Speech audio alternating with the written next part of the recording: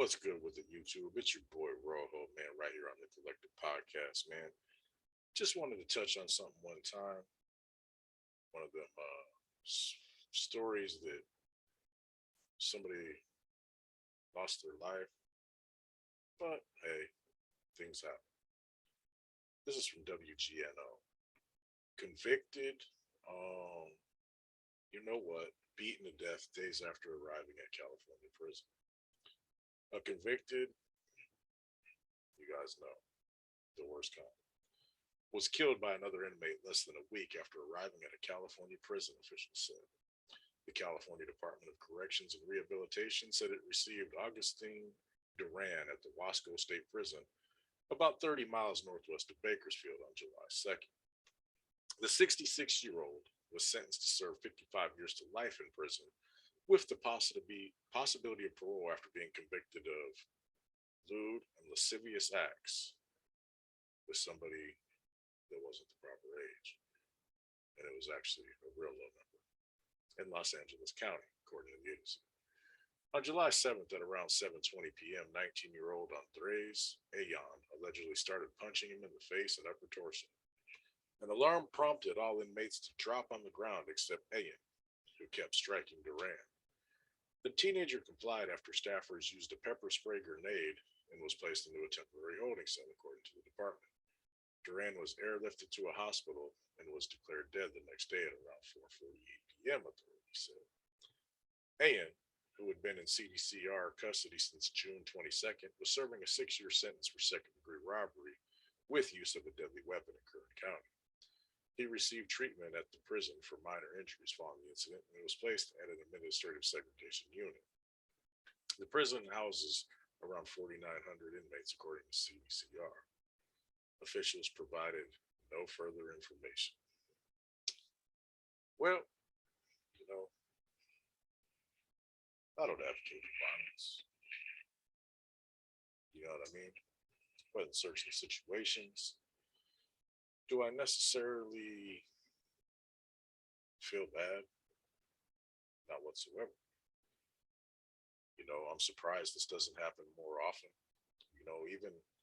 Even on the S&Y yards, 50-50 yards, dropout yards, whatever you want to call them, where normal, you know, normal meaning people not like this, normal people are housed,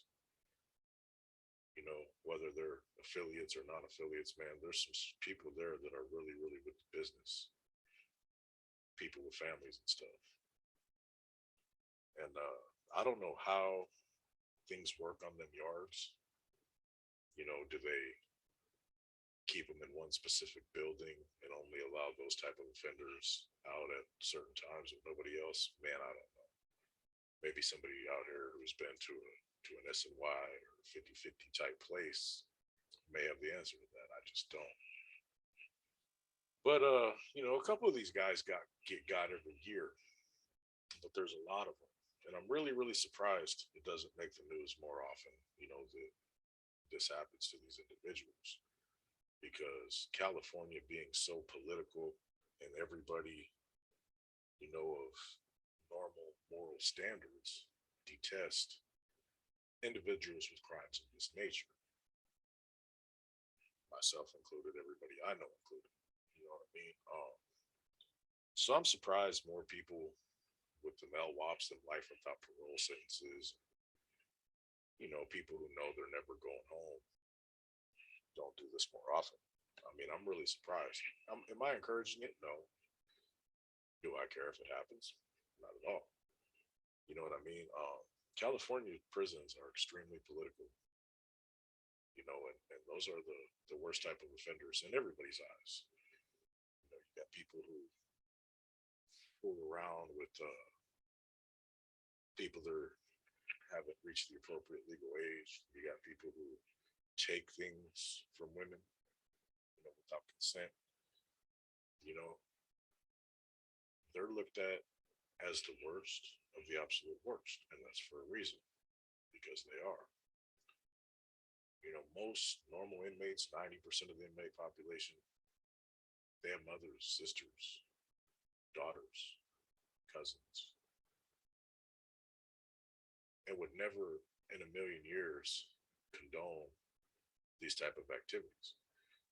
You got people like former gang members and whatnot.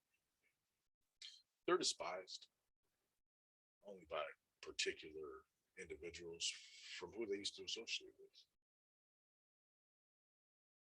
Are they on the same caliber? No, not at all. And a lot of them are still really, really about that lifestyle. They just don't want to conform to a particular group, or they made a mistake of some sort, within that group's rules and regulations. And for those reasons, they're no longer welcome. But never get it twisted that they're the same kind of people, because they're not. These We're talking about the worst of the worst here, and the system for some reason gives these guys preferential treatment. You know what I mean? You think about the gladiator fights in corporate. They're just gang members, man.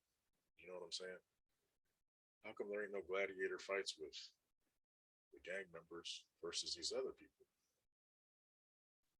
It's not about the money, because if you have anybody fighting and stuff like that illegally or immorally or unethically, however you want to look at it, you're subject to the same financial consequences as you would if it was one of these guys that was put out in a gladiator type environment. So that's never made sense to me, man. The amount of time, a lot of them, especially in California, other states slam these dudes, like Texas. I've been reading case files in Texas, and, they're getting 60 years, 40 years. In California, the degree, the amount of punishment just doesn't seem to quite add up for the type of crimes that these people commit, in my opinion. I'm no legislator or nothing. This is just Rahul's opinion about the situation. They're throwing the book away at, certain type of crimes and whatnot. But it always seems like these ones have the most impact on the most vulnerable people, and they're the least punished. You know what I mean? You get caught with X amount of weight or a gun and some weight, you're getting double digits. You get caught doing some weird stuff, and these guys are getting a couple of years. You know, and things like selling dope and stuff, is it right? Yeah, nah. But you don't force it upon nobody. The people are seeking that. And like I said, don't get me wrong, I'm not promoting, drug sales or nothing like that, because it is devastating to the community, and there's people who get their lives ruined and changed and all kinds of stuff. So is it right? Nah, no, it's not. But let's look at the two.